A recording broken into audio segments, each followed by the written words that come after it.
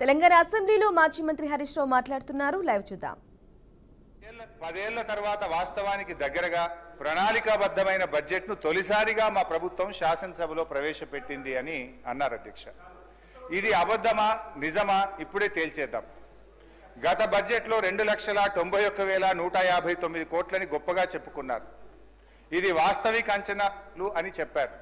నేను ఆ రోజే చెప్పాను అధ్యక్ష, ఇది అవాస్తవిక అంచనాలు, ఇది రీచ్ కాదు అని చెప్పి నేను ఆ రోజే ఈ సభలో చెప్పాను అధ్యక్ష. ఇవాళ రివైజ్డ్ ఎస్టిమేట్ లో ఏం పెట్టారు అధ్యక్ష? 27,000 కోట్లు తక్కువ చేసి చూపారు.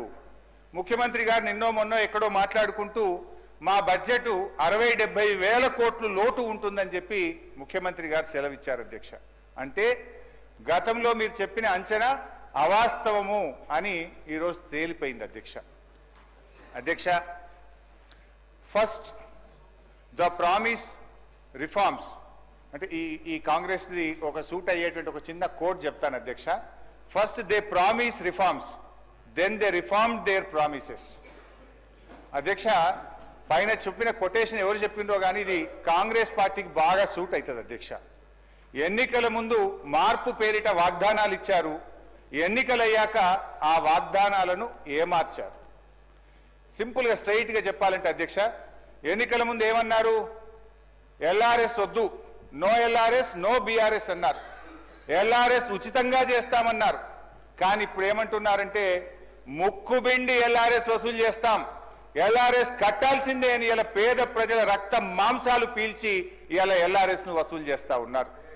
రెండవది అధ్యక్ష, ఆనాడు బట్టి గారు, సీతక్క గారు, ఉత్తమ్ కుమార్ రెడ్డి గారు ఫార్మాసిటీకి మేము భూములు సేకరిస్తా ఉంటే ఆ రోజు అక్కడ పాదయాత్ర చేసి పచ్చడి భూములు ఎలా తీసుకుంటారు, మా ప్రభుత్వం అధికారంలోకి వస్తే ఫార్మాసిటీ భూములు తిరిగి వాపస్ ఇస్తాము అన్నారు. ఈ రోజు ఏమంటున్నారు అధ్యక్ష? ఇంకా 14,000 లాక్కుంటాం, ఈ 16,000 ఇచ్చుడు లేదు కానీ ఇంకా 14,000 లాక్కుంటామని చెప్పి బలవంతంగా ఇలా రైతుల నుంచి భూములు సేకరించి ఆ ఫార్మాసిటీ పేరును అందంగా ఫ్యూచర్ సిటీ అని చెప్పి పెట్టి ఇలా తిరిగి భూములు లాక్కుంటున్నారు అధ్యక్ష. ఆనాడు ప్రభుత్వ భూములు అమ్మితే, నిరర్ధకమైన ఆస్తులు అమ్మితే ప్రభుత్వ భూములు ఎట్లా అమ్ముతారు, ఇది పెద్దలిచ్చిన ఆస్తి, రేపు బొందబెట్టడానికి జాగుంటదని గంభీరమైన ఉపన్యాసాలు చేశారు.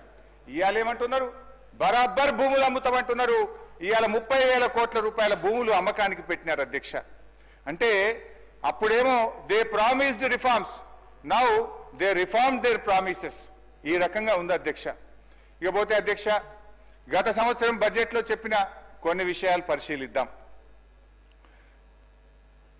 పేజ్ నంబర్ 15 అధ్యక్ష.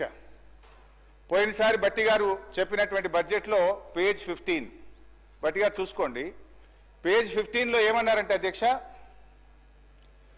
రైతుకు నిజమైన మేలు జరగాలనే ఉద్దేశంతో మా ప్రభుత్వం ఒక్కసారి 31,000 కోట్ల రుణమాఫీ చేయాలని సంకల్పించింది.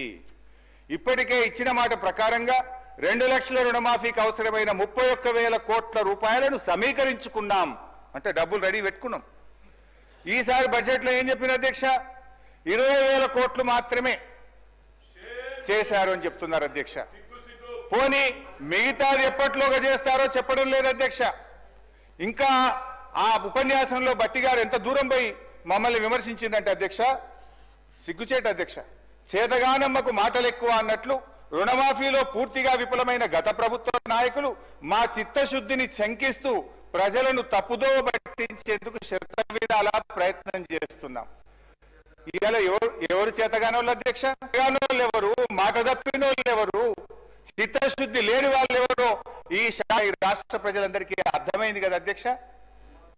ఏమైంది? 31,000 కోట్లు నిధులు సమీకరించుకున్నామని మీ ప్రసంగంలో చాలా ఏమైంది బట్టి గారు అని చెప్పి నేను అడుగుతా ఉన్నా. అదేవిధంగా